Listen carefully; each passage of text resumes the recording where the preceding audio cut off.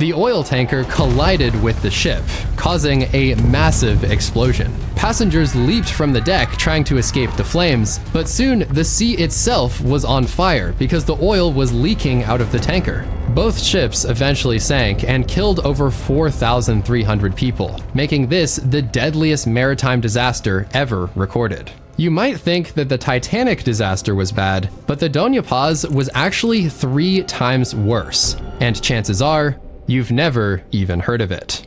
On December 20th, 1987, thousands of passengers crowded aboard the Doña Paz in Tacloban City. Most of them were families traveling for Christmas, and for that reason, over 1,000 children under the age of 4 boarded the ship on that fateful day. As it began its journey towards Manila, the situation was already a disaster before the accident even happened. The Doña Paz was so overcrowded that it noticeably tilted to one side, alarming many of the passengers. It was actually only supposed to carry 1,500 people, but in this case, there were over 4,400 on board because some of them illegally bought tickets when they were already on the ship. The 1,000 plus young children were also not counted on the ship's manifest, and this further contributed to the problem. It was apparently so bad that this survivor claimed that they were stuffed in there like a bunch of cockroaches or ants. Many people were sharing beds, and there were hundreds more just sitting on the floor. Keep in mind that there's very little actual footage of this stuff, so the footage you're seeing is mostly a National Geographic reenactment alongside our handmade editing and animations. The Doña Paz proceeded along its regular route in the Philippines, making a brief stop at Catbalogan. They were on a tight schedule though, so after boarding on even more passengers onto the already overloaded ship, they departed and headed towards the Tablas Strait during the night. As time went on, the kids slowly got tired and stopped playing in the hallways, most of the passengers ate their final meals, and everyone went to bed. The crew stayed up to guide the ship though, and it seemed that everything was going fine as the ship proceeded along its route. Also traveling the Tablas Strait, the oil tanker MT Vector crawled along in the darkness while carrying over 1 million liters of gasoline, diesel, and kerosene. It had a much smaller crew on board because just 13 people were there to pilot and maintain the vessel. It was slowly approaching the Doña Paz, but in the moments before the crash, both ships had bright lights, the water was calm, and the skies were clear. These favorable conditions really raise the question, how on earth did this ordinary voyage turn out to be the deadliest maritime disaster in history?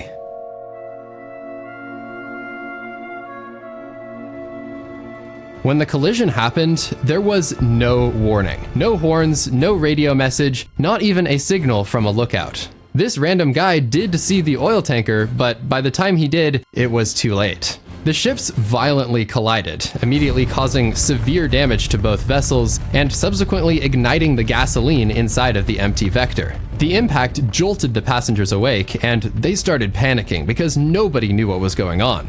Especially inside of the ship, it was so crowded that people could barely move around. It was absolute chaos, and crowds of people were stampeding all over the ship trying to get to the deck and find out what happened. Others, though, were trying to find family members who were on different parts of the ship. The 1,000 plus babies and young toddlers were probably just completely confused, and many of them were likely trampled by the crowds of adults. To make matters worse, the ship had just been plunged into complete darkness. When it crashed, the MT Vector had directly impacted the engine room of the Doña Paz, and this cut power to the entire ship.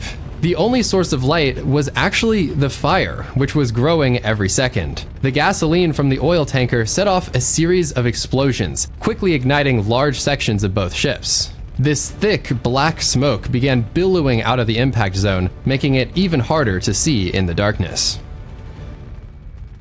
As time went on, the situation only got worse for both vessels. Many of the passengers got trapped inside as they basically burned alive, pressing their hands against the doors and trying to escape. Other people tried to seek shelter down on the lower decks to escape the fire and smoke. As the ship started to sink, though, water flooded into the lowest decks, and the passengers down there had no chance of survival. Back on the top of the ship, the situation wasn't much better. Everyone was searching for life vests and lifeboats, but unfortunately, the life vests were all locked inside cabinets, and nobody had the keys to get them open. It seemed that the only people who had keys were the crewmen, and they were nowhere to be found. The lifeboats were also never launched, apparently because of the fire. The best thing that people could do was jump overboard to escape the burning ship, but in a terrifying turn of events, even the water became unsafe. The MT Vector began leaking its 1 million liters of fuel product into the sea, and when it caught fire, it almost looked like the water itself was burning people alive. In fact, it was so intense that the very top layer of the water began to literally boil. People who jumped in would suffer third-degree burns within seconds, and most of them did not survive more than a minute. I mean, just imagine the situation that these people found themselves in. They could either stay on the sinking ship and probably burn to death or drown, or they could jump into the flaming and boiling sea. They had no good options at their disposal, and everyone on board was also probably aware that the Tablas Strait is notorious for being infested with sharks. As the passengers looked overboard into the water, they could already see hundreds of floating bodies from people who had perished. The sea kept burning, the ships kept sinking, and nobody was there to help. After a bit more time had passed, a series of explosions aboard the tanker began launching its 8,000 barrels of oil in every direction, causing the fire to spread even more rapidly. In fact, it grew so fast that about 1 kilometer of water began burning. People started to swim deep under the surface to try to avoid the flames and the boiling surface, but they still had to come back up and get air and hope to find some tiny area that was somehow not already on fire. This was the only strategy that was actually working and allowing survival, but it was still incredibly dangerous and difficult to pull off. This survivor named Ludia recounted how she suffered burns all over her face and eyes from when she came to the surface to get air. When she was coming to the surface, she was also trying to find her father, who had jumped overboard in the struggle. They were eventually reunited, but as he grabbed her arm, her skin apparently peeled off due to all of the burns. He noticed how she had third-degree burns on her face and arms, and her right eye was permanently scarred from the flames. They swam underwater together for nearly an hour and only came up for air when they absolutely had to.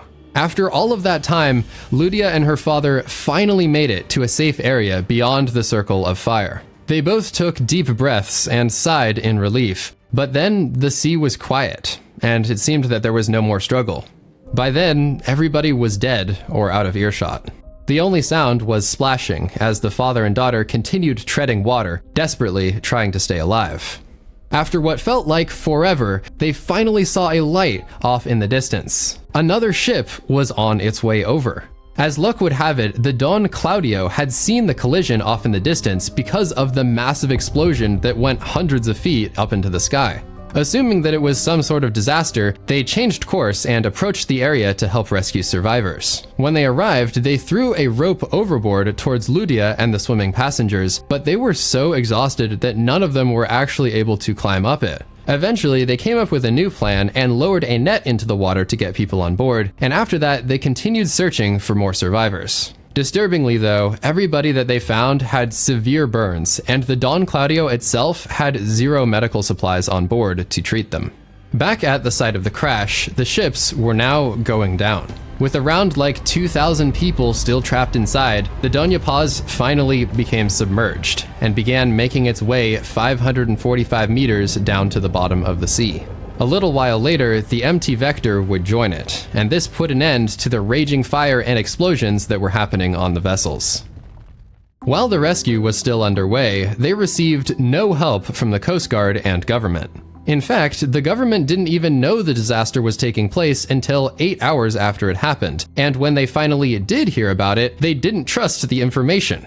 They didn't believe that such a horrible outcome was even possible, considering the weather and the fact that both ships were just doing their regular routes. After about 16 hours though, they received more trusted information, and at long last, they launched a search and rescue operation.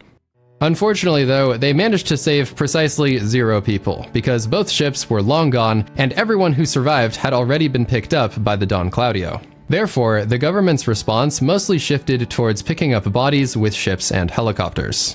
Many of the locals and perhaps the families also searched for bodies using small and large fishing boats. These efforts lasted for days, bringing back more and more people with each trip, but at the end of it all, they only managed to find about 207 people. Sadly, this is only about 5% of the 4,400 people on board. Most of them ended up at the bottom of the sea along with the ship, and others washed up on beaches over the next few weeks. After the Don Claudio concluded its search, they reported that a grand total of 25 passengers from the Doña Paz were rescued, along with 2 crew members from the MT Vector. This gave the disaster an unthinkable survival rate of just 0.6%. Unfortunately, the crew, the captain, and all 1,000 plus children did not survive. The ship ended up carrying the 27 people who did make it to Manila, the capital city where they were actually supposed to go in the first place. They were finally treated for their severe burns and other injuries, and they were reunited with their relatives in time for Christmas. During this same holiday period, though, the families of the deceased were obviously devastated by the news, and as you can see here, thousands of them stormed the shipping company's office. They were outraged that they couldn't see the bodies and disappointed that the company wasn't making a stronger effort to retrieve them. They were also very angry about the passenger list being woefully incomplete. Some people didn't even know if their missing family members were dead or alive because the ship never listed them in the manifest.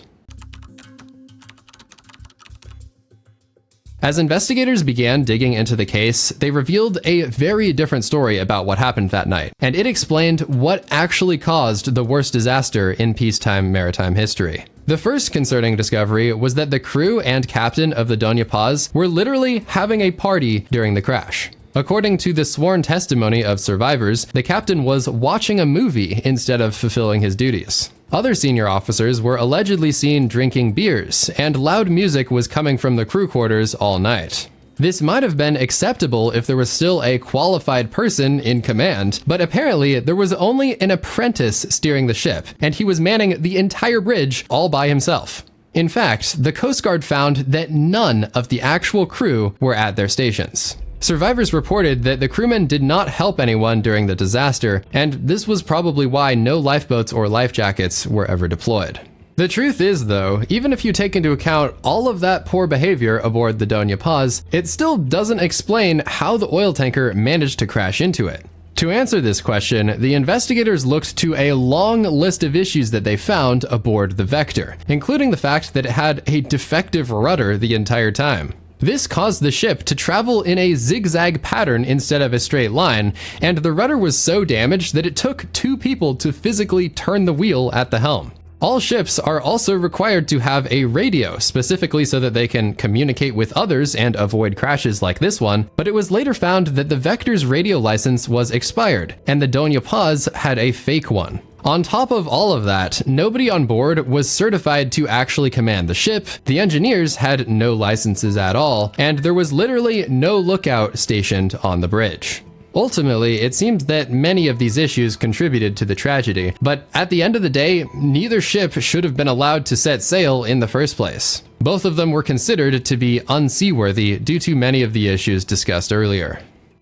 During the legal battle that followed, the Board of Marine Inquiry actually sided with the Coast Guard boarding team, and they were claiming that there was no overcrowding on board the ship. They ignored the testimony of the 25 witnesses who all reported an approximate headcount of 4,400, and they ruled that the Doña Paz was not at fault for the accident. However, one of the lawyers for the MT Vector pointed out a glaring conflict of interest. The Board of Inquiry was basically just a branch of the Coast Guard, so therefore they couldn't rule that the ship was overcrowded without also admitting that they were the ones who allowed the overcrowding.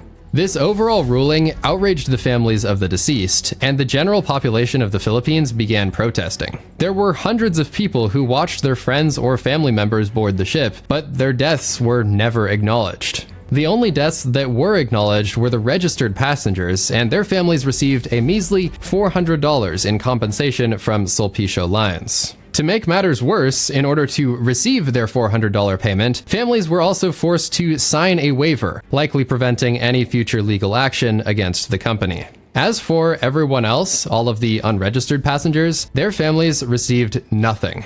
And the official record simply says that about 3,000 people mysteriously went missing on that fateful day.